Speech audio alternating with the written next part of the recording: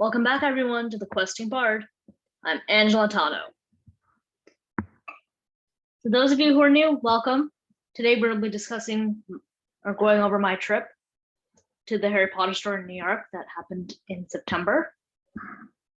I know you guys are like, finally, it's happening. Oh my God, you're talking about it. Yes, I'm finally doing it. I was been busy, and I made promises and promises. And I was like, oh my God, is she ever gonna release it? Yes, I was. Finally, I'm just trying to make some time in my schedule, busy schedule, and getting it done. You know, the funny thing is, I hoped that every single time there would be like a little break and I get a little chance to get stuff done, but it seems like the busyness is never ending. So I just have to make time and just, roll with it. All right, so first of all, I wanted to show you. So I did get some stuff. From there, not a lot. I am being a little money conscious. Like, oh my God, a Harry Potter fan being money conscious.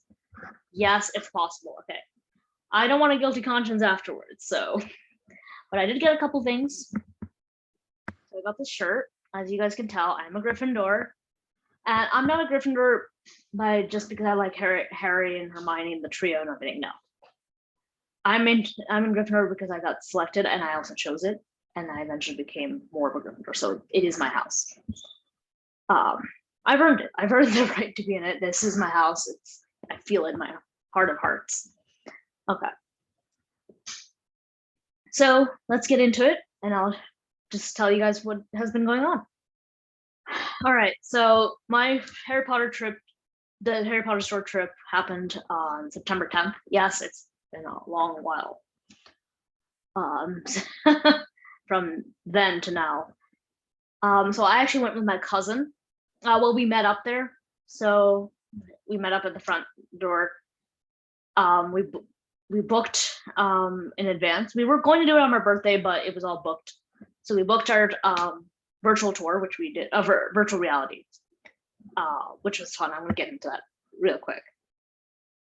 Okay. So as you guys know, so this, of course, about the Phoenix in the front of the store. I forget, there were some really cool details, and of course I forgot all about them. I think there was something about the feathers and like each of them individually handcrafted or something really special. There was something special, really special about this Phoenix, but it took a very long time. I think it was definitely well handcrafted, a long time to make, and is worth a lot. So it's very, very fancy and expensive, very amazing and wonderful, beautiful Phoenix. Right when you walk through the front door of the store, you see it. It's amazing. All right. So I'm going to move on. Platform 9 3/4, everyone. Yes, I was at Platform 9 3/4. Not the real platform, not actual King's Cross Station. This is the one. So when you do the virtual reality games, we did the Chaos at Hogwarts. So you end up at the King's Cross Station. That's where you wait. And so we took a lot of pictures. As you can see, it looks like I'm actually going into the going onto Platform 9 3/4 in this picture right here. You see the departure thing. It looks so real. I literally felt like for a moment I was at a train station, And I've been on the New York one, and this one just reminded me like, oh my God, we had to get our boarding pass and stuff like that. We had to get our tickets, departures, arrivals. I'm like, wow, it just feels so legit. So that was really fun. So now the virtual reality game. It was amazing, absolutely amazing. I was like, it really felt like I was at like King's Cross Station. We went through the platform and all that, and it's like Dobby was there and telling us there was all these creatures loose at Hogwarts and stuff like that. We have to take care of the situation. And it was amazing. Like this movie staircase honestly freaked me out for a bit. Not a whole lot, but it definitely did a little bit because it was so legit. Like it felt so real. Like I'm like, oh my God, we're at the moving staircases and we're at Hogwarts. Like, wow. The game was really fun. Spells were a little difficult to cast sometimes. They told us like you had to do like this to cast your spells.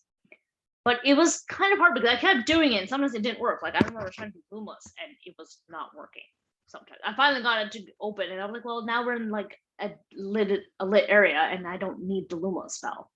So it took forever to turn it on and then turn it off. And I'm like, oh my God. Yeah, and of course there was a I'm not gonna tell you the ending actually. But it was really, really fun.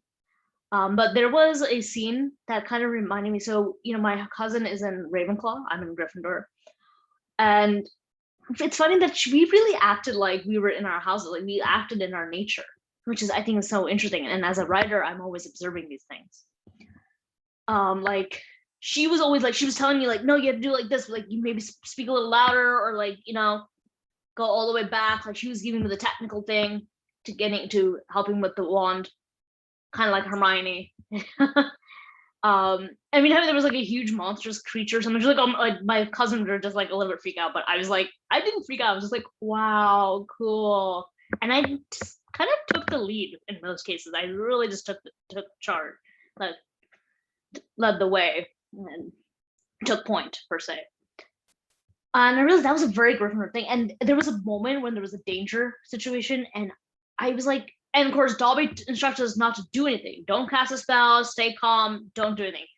But I was tempted because my cousin was just like, oh my God, terrified. I'm like, should I cast a Protego charm? Would it work? I was literally thinking about doing a Protego charm in that moment. And I'm like, later on looking back, I'm like, that was a very Gryffindor kind of thing to do. So I was very much acting in my nature, and my cousin was acting in hers. Not that she's a coward. I'm not saying that. I'm saying she's definitely brave and everything, but bravery is not her like forte thing. It's the smarts and the wits and knowing how to do something properly. Looking at things, analyzing in good detail. All right. So we did that, and then let's see. So then the store was absolutely incredible, literally incredible. As you can see here with Hagrid, I was definitely, you can see my height. I'm not very tall, but taller than some people, which makes me feel a little bit better. But yeah, so I reached roughly around almost to his belt per se. Yeah. not that tall. And then of course there's the British telephone booth, and you see all the wanted pictures of posters of Harry and Sirius. Well, there's even Bellatrix and Fenrir Greyback. The thing is, it's like a mix of all these kind of posters. Oh, and I did have a video of this, but so these are all the Harry Potter books. They're like almost like magical books, like just floating in the air. And they actually flapped, like the book flaps like were flapping like wings. I have a video, small clip of it, but I wasn't sure if it was going to work on a PowerPoint, so I didn't try that. The chocolate frog, there's the candies thing, really huge. I didn't take a picture of the snake. I forgot to take a picture of big snake in the dark arts section. So I didn't get to do that. Overall, the store was very fun. There was a lot of amazing integrated details and stuff, like you had to notice it. There were also props around the store. Live, I did have a fireball. I don't think I put it out on the side. Prop of the firebolt. I did have a picture of the firebolt, like the actual prop. And they actually have a game, like a virtual thing. I know, and I wanted to do it, but I forgot to download the app, and my battery was low, and there's internet problems. Of course there was. So I'm like, you know what? I'm not wasting it because I need to go back to. So I live in New Jersey, so I have to take transportation and all that stuff back home. And because of pandemic and all these random stuff, because it's the weekend, there's the hours are really, really off. So I needed to have my phone ready for heading back. So I didn't have to let it. But next time I'm going to do it. I'm going to play that game. I promise you guys I'm going to play that game.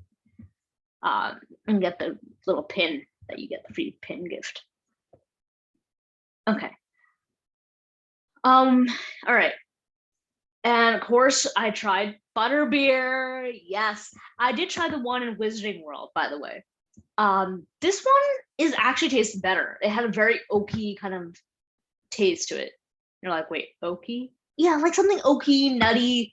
I don't think there's nuts in it, but it has like an oaky, nutty kind of feel. Not caramel, not like cream soda, or like it has a butterscotch and cream soda feel, but it's kind of like a very minute way, and it's not as sweet as I had thought it was. And this is me with the butterbeer mustache. I really wanted the picture of myself. Of course, I had to do it. They were out of the souvenir cups, by the way. I really wanted a souvenir cup, but they were out of them. Bummer. I did try the butterbeer ice cream though here, and it was really good. And I heard people say that this one was better than the Wizarding World one in Florida. Out of the two versions, I would say this one is better. I did not try the ice cream version in Florida, but I tried the butterbeer in Florida. This one's, I think, a bit better. It doesn't have that cheapy feel and taste. This one's a little bit stronger in terms of flavor. So it's really great and really delicious. My cousin also bought a Headway cupcake. I was thinking of getting the Trevor chocolate frog one, but I was like, you know what, let me try the ice cream first. I'll come back another day and try that. I will let you know how that one goes. I did not take a picture of the ice cream. I wish I did. Well, it was melting, so it was a little hard, but I think my cousin took a picture. I didn't get the picture from her. These are all bottles, by the way. I did get some bottles. They're expensive, so I don't. So I got the 4-pack, which was like $12 or $16, I think. But like each one was like $6 each, like for an individual one, which was shorter. It was just smaller. It's like it's really weird. It's like a huge ripoff. But you know, as Potter fans, we just gotta have to get it right. I will be back sometime before the year ends for Christmas and stuff, because I think I want to get some gifts for people. We'll see. Okay. I do hope I get some stuff from here for Christmas or something. I really hope that. Cross my heart and cross my fingers. Okay. So aside from that, I want to talk also about my journey there. Like, shouldn't you talked about that first?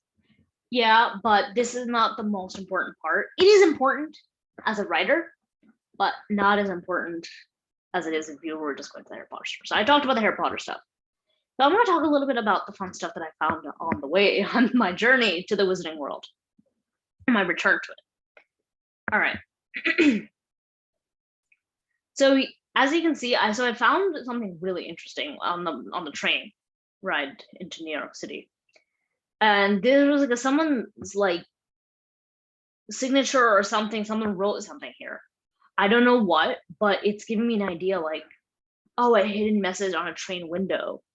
You know, and I was like, oh my god, this could be a really great story concept. I don't know for what, but there's a potential here. Do you see that?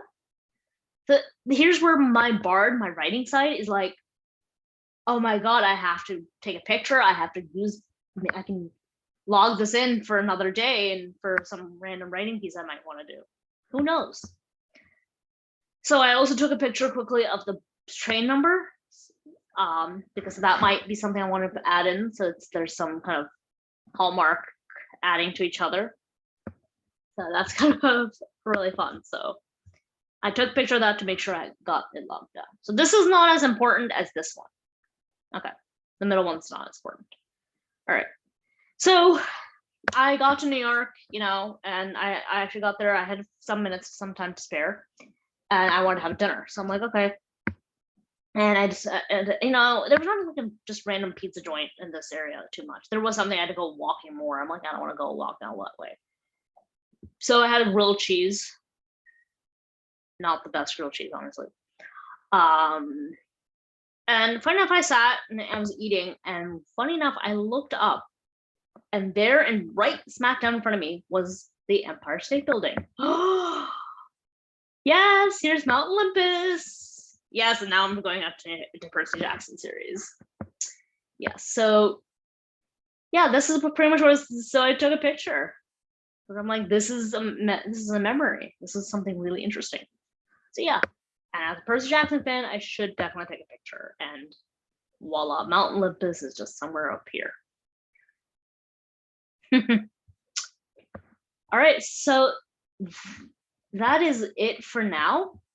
Okay, and that was that for my Harry Potter tour. It was really, really fun. Saw a lot of cool things. The Mina Lima store area, the jewelries, Loungefly. There's a whole bunch of stuff. It's absolutely incredible. So I'm sure you guys are wondering what I want to take the Wizards in Flight virtual reality.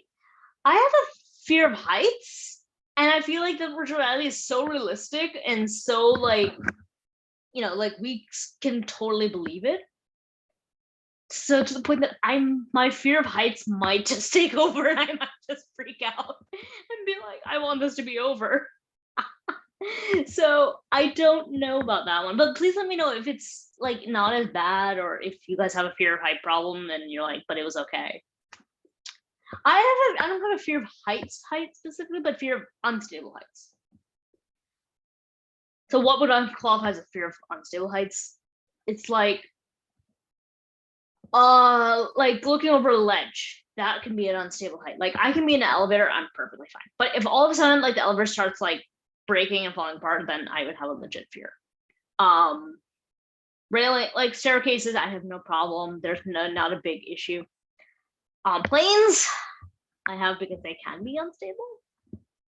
But yeah, so that's pretty much for my unstable height thing. So a broomstick would be considered, being on a broomstick would be considered an unstable height. So therefore, like I can go on the second floor of a building and I'm fine. But if all of a sudden the window or the wall like breaks and I'm like at the ledge, I would be like, I'm like walking away. So on a ski lift, I would be terrified because like, oh my God, because there's nothing. If something breaks, this is it. Here, something breaks, I might have a chance to survive. I can quickly run downstairs or something. If I'm on a ski lift thingy or whatever sky thing and I'm like dangling and the legs dangling in the air, I'm like, no, absolutely terrified. All right, so that's that. But let me know if it'll be okay. It's not that bad. If I get to like maybe use my feet while flying, that'll be great. I don't know, maybe that might jar it into some weird way. I don't know. But let me know. So that's that for now. I hope you guys enjoyed my journey, and I hope some of you guys go and please share your experiences at the Harry Potter store in New York. And I'll see you all later, sometime tomorrow. See ya.